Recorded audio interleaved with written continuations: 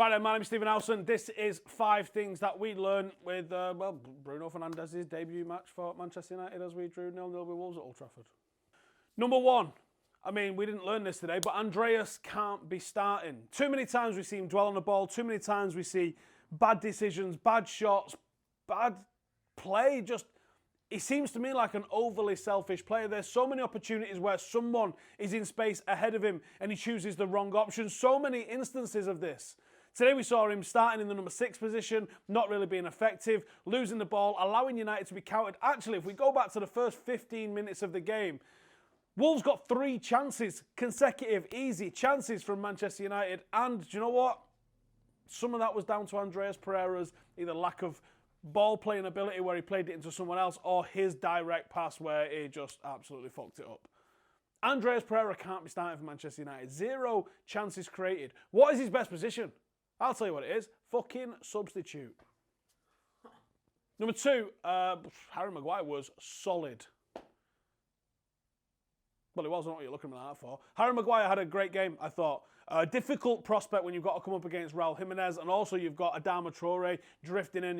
You've got the very real threat of both Moutinho and Neves shooting from distance. And, well, he obviously kept a clean sheet, but more than that, Harry Maguire, he looked good, he looked solid. He certainly looked like any sort of weakness. And to be fair to him, Lindelof didn't look too bad tonight either. They look like they're creating some sort of a cohesive unit between those two.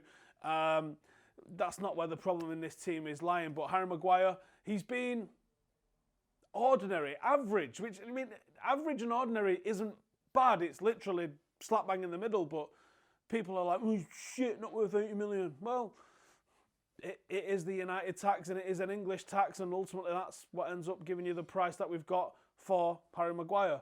I don't care about how much money it is. I care about whether United got improved, and I think we got improved. Would you rather him playing or fucking Phil Jones? Yeah.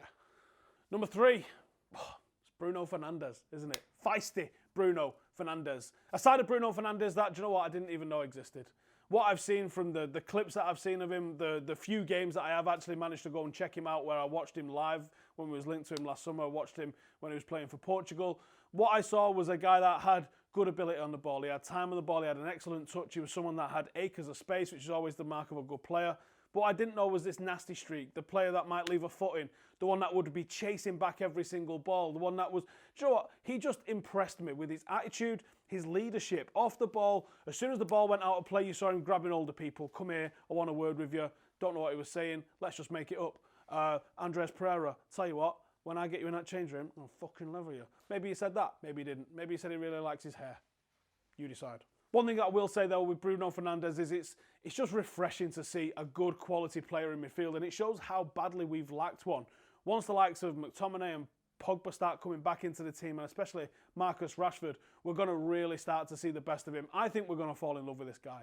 I think that debut's shown us a glimpse of what he's got, and what I was seeing was a touch of class. Things that I was happy with and impressed with. Yes, there was no assist. Yes, there was no goal. But I think it was a very, very solid overall performance with Bruno Fernandes, and I can't wait to see how good he gets after a couple of weeks training, and maybe someone new up front that he can aim for. Number 4, still no big chances created. This is Manchester United's problem, that is we do not create high quality chances. Erling Haaland has signed for Dortmund and he's scored again this weekend, which means that now out of the chances that he's scored, 7 chances he's been given, 6 of those have been one-touch finishes.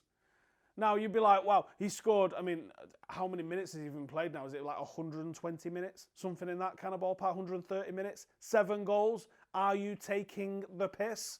Ridiculous sort of return from him. But when you drill down into it, I mean, even drilling down into it, it isn't bad. It doesn't get bad. His accuracy is outstanding.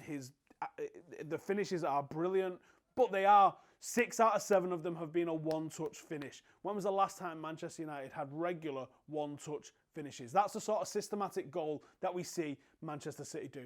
Out to a winger, into the byline, cross back into the penalty spot where someone puts a one-touch finish into the back of the net. Not against United this week, but you know what I'm saying. That's what Manchester United don't have. That is the systematic goal that Manchester United do not have. And that's the sort of systematic goal that we need. We're not creating chances. There was only 1 big chance created against Wolves. We're not creating lots and lots of scoring opportunities. So even if we had have signed Erling Haaland, He maybe scored the one goal that required more than one touch finish from him. But we wouldn't have created the chances that he's getting at Dortmund, and we wouldn't have seen 6 goals in about fucking 3 minutes that he scored. As absolutely ridiculous as he is. Tony Marshall played 90 minutes and didn't have one shot on goal tonight. Now, yes, as we're saying, this is systematic, and it has to come from the midfield, it has to come from the wingers, it has to come from the fullbacks. But Tony Marshall's movement for me didn't facilitate any of those things happening for anybody else. And to highlight the fact that other people were coming on and getting goals and getting goal-scoring opportunities, at least, Mason Greenwood came on in the 72nd minute, and I think 4 minutes after being on the pitch, has had a shot, and it's on target.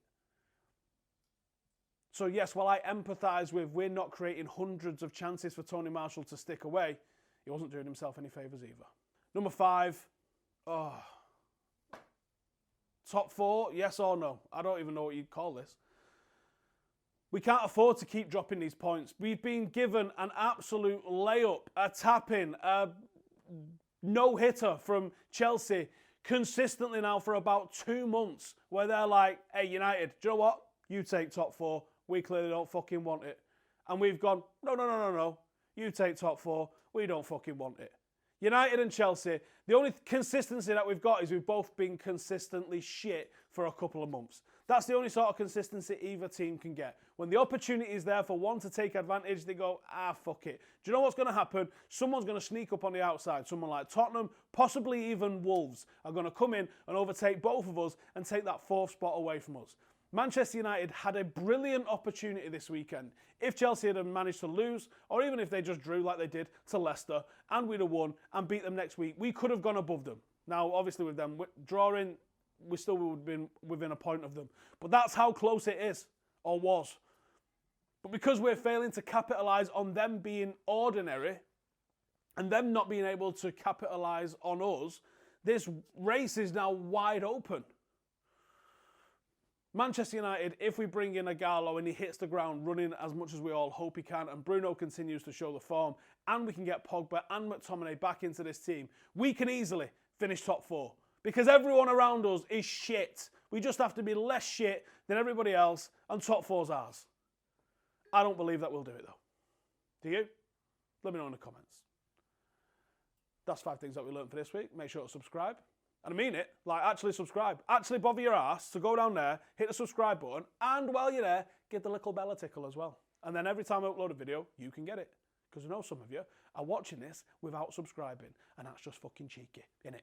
So fucking subscribe, or I'm going to come round your house and crawl in your fucking window and ask you to subscribe face to face. Laters.